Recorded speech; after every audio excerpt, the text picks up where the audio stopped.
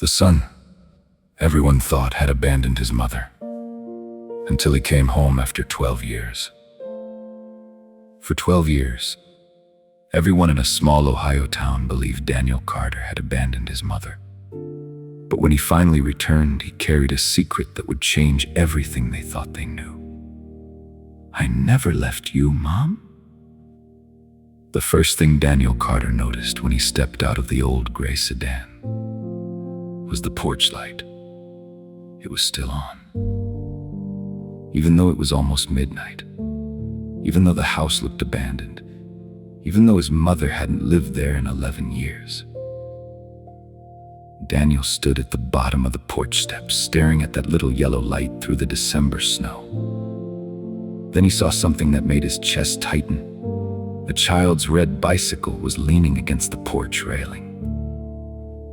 "Mom?" No answer. He climbed the steps slowly. His hand trembled as he reached for the doorknob. The door wasn't locked, and from somewhere inside the dark house came the faint sound of an old record player, a song his mother used to play every Sunday morning. Daniel pushed the door open. "Mom?" Silence. Then a woman's voice came from the hallway. "Daniel?" He froze. The voice was older, weaker, but he knew it instantly. His mother was alive, and after 12 years of silence, she was standing only a few feet away from him. But she wasn't alone. Behind her stood a teenage girl Daniel had never seen before. The girl stared at him with tears in her eyes. Then she asked the question Daniel had spent 12 years trying to avoid. "Are you really my father?" Daniel couldn't breathe because the answer was yes. But there was something she didn't know. Something his mother had never told her. Something that had kept Daniel away all those years. 12 years earlier. Daniel Carter had been 24 years old and convinced that life was finally going to work out. He lived in Dayton, Ohio with his mother, Margaret, in the small house where he had grown up.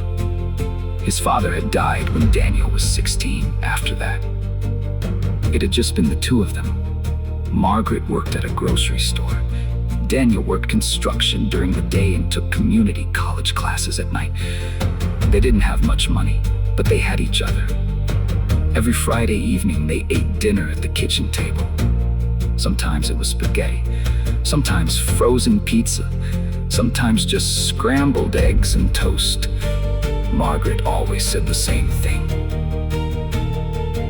"Food tastes better when somebody you love is sitting across from you." Daniel used to laugh. "You say that because you can't cook." She would throw a napkin at him. "Watch your mouth." Those were ordinary days.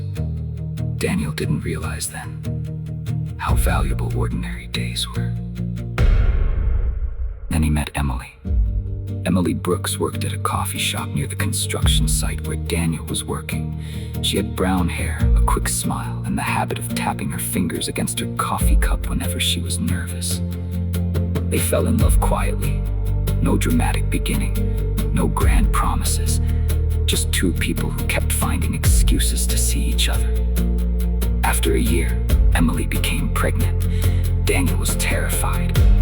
But when Emily showed him the pregnancy test, he stared at it for several seconds before smiling.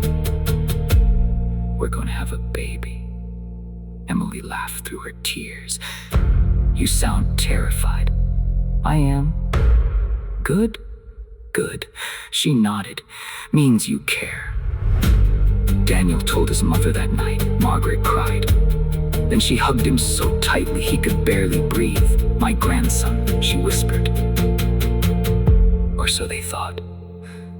A few months later, Daniel came home from work and found Emily sitting at the kitchen table with a suitcase beside her. Her face was pale. "What happened?" Emily wouldn't look at him. "Daniel, I need to leave." He thought she meant for a few days. Then she said, "I'm leaving for good." Daniel sat down. "Why?" Emily finally looked at him. "I can't do this." "Do what?" Be someone's mother. Be your wife. Be responsible for another life when I can't even take care of myself. Daniel reached across the table. Emily, we'll figure it out. She pulled her hand away. You always say that. Because it's true. No, Daniel. You believe love fixes everything. Daniel stared at her. Doesn't it? Emily shook her head. No. That night, she left. She disappeared from Daniel's life without taking much with her. But she left behind one thing. Their unborn child.